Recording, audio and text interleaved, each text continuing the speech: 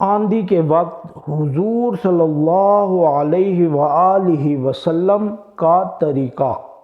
حضرت عائشہ رضی اللہ تعالی عنہ فرماتی ہیں کہ جب ابر آندھی وغیرہ ہوتی تھی تو حضور اقدس صلی اللہ علیہ وسلم کے چہرہ انور پر اس کا اثر ظاہر ہوتا تھا اور چہرہ کا رنگ فک ہو جاتا تھا، اور خوف کی وجہ سے کبھی اندر تشریف لے جاتے کبھی باہر تشریف لاتے اور یہ دعا پڑھتے رہتے: اللہم انی اسألک خیرہا وخیر ما فیہا وخیر ما ارسلت بہ واعوذ بک من شرہا وشر ما فیہا وشر ما ارسلت بہ۔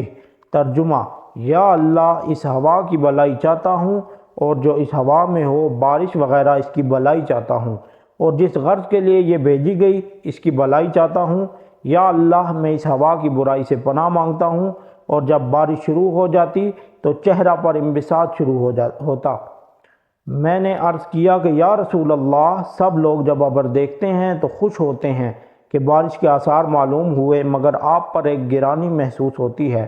حضور صلی اللہ علیہ وسلم نے ارشاد فرمایا: عائشہ، مجھے اس کا کیا اطمینان ہے کہ اس میں عذاب نہ ہو۔ قوم عاد کو ہوا کے ساتھ ہی عذاب دیا گیا، اور وہ ابر کو دیکھ کر خوش ہوئے تھے کہ اس ابر میں ہمارے لیے پانی برسایا جائے گا، حالانکہ اس میں عذاب تھا۔ اللہ جل شانہ کا ارشاد ہے: فَلَمَّا رَأَوْهُ عَارِضًا مُسْتَقْبِلَ أَوْدِيَتِهِمُ الْآیَةُ۔ ترجمہ: ان لوگوں نے یعنی قوم عاد نے جب اس بادل کو اپنی وادیوں کے مقابل آتے دیکھا تو کہنے لگے: یہ بادل تو ہم پر بارش برسانے والا ہے۔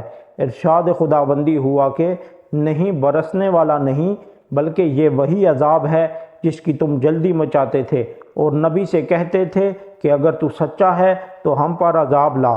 ایک آندھی ہے جس میں دردناک عذاب ہے جو ہر چیز کو اپنے رب کے حکم سے ہلاک کر دے گی۔ چنانچہ وہ لوگ اس آندھی کی وجہ سے ایسے تباہ ہو گئے کہ بجز ان کے مکانات کے کچھ نہ دکھلائی دیتا تھا، اور ہم مجرموں کو اسی طرح سزا دیا کرتے ہیں۔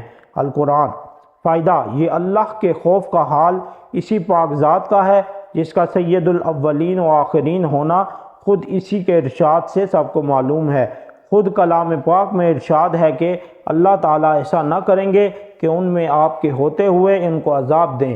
اس وعدہ خداوندی کے باوجود پھر حضور اقدس صلی اللہ علیہ وسلم کے خوف الہی کا یہ حال تھا کہ ابر اور آندھی کو دیکھ کر پہلی قوموں کے عذاب یاد آ جاتے تھے۔ اسی کے ساتھ ایک نگاہ اپنے حال پر بھی کرنا ہے کہ ہم لوگ ہر وقت گناہوں میں مبتلا رہتے ہیں، اور زلزلوں اور دوسری قسم کے عذابوں کو دیکھ کر بجائے اس سے متاثر ہونے کے توبہ استغفار، نماز وغیرہ میں مشغول ہونے کے دوسری قسم کی لغو تحقیقات میں پڑ جاتے ہیں۔